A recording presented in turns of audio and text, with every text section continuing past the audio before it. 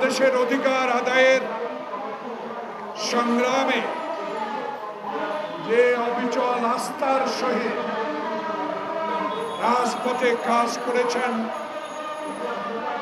মানুষের সেবা করেছেন, মানুষের দাবি আদায়ের সংগ্রাম করেছেন, আজকে তাদের বক্তব্যে আমি যেইটুকু বুঝতে পেরেছি, আমি সংক্ষিপ্ত আকারে এই সরকারের উদ্দেশ্যে কয়েকটি কথা বলে আজকে সবার কাজ শেষ করব। প্রিয় বন্ধুগণ, গত পরশু দেখলাম দুয়েক লোক নিয়ে এনসিপি নির্বাচন কমিশনের পদত্যাগ এবং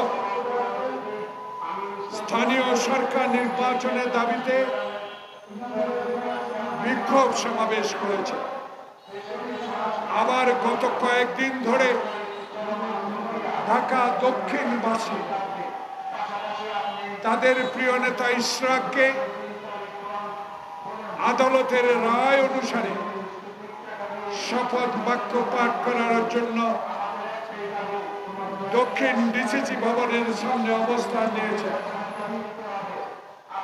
তার কদিন আগ থেকে সবচেয়ে পবিত্র স্থান যে বিশ্ববিদ্যালয় থেকে এই সকল নেতা আমরা লেখাপড়া শিখে আজকে জনসভা করার জন্য আপনাদের সামনে উপস্থিত হয়েছে, সেই বিশ্ববিদ্যালয়ের ছাত্র সংঘ নৃশংসভাবে খুন হয়েছে। ছাত্রদল প্রতিবাদ করে যাচ্ছে। প্রতিনিয়ত এই প্রেস ক্লাবের সামনে হাসিনা ফ্যাসিস্টের বিরুদ্ধে অনেক ছোটখাটো রাজনৈতিক দল বলেন, পেশাজীবী সংগঠন বলেন, সবাই নিউজ সরকারের কাছে তাদের দাবিগুলো পেশ করছেন। কিন্তু সমসাময়িক রাজনীতিতে গতকালকে আমাকে বিস্মিত করেছে, আমাকে আপ্লুত করেছে। একজন স্বাধীনতা যোদ্ধা হিসাবে গতকালকে আমি সবচেয়ে বেশি মনোকষ্ট পেয়েছি।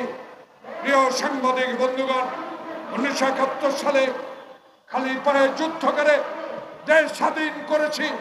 যেই দেশে থাকবে না বৈষম্য, যেই দেশে থাকবে গণতন্ত্র, যেই দেশে থাকবে একটি নির্বাচন, যেই নির্বাচনে দিনে হবে, সেই দেশের জন্য আমরা স্বাধীনতা এনেছিলাম।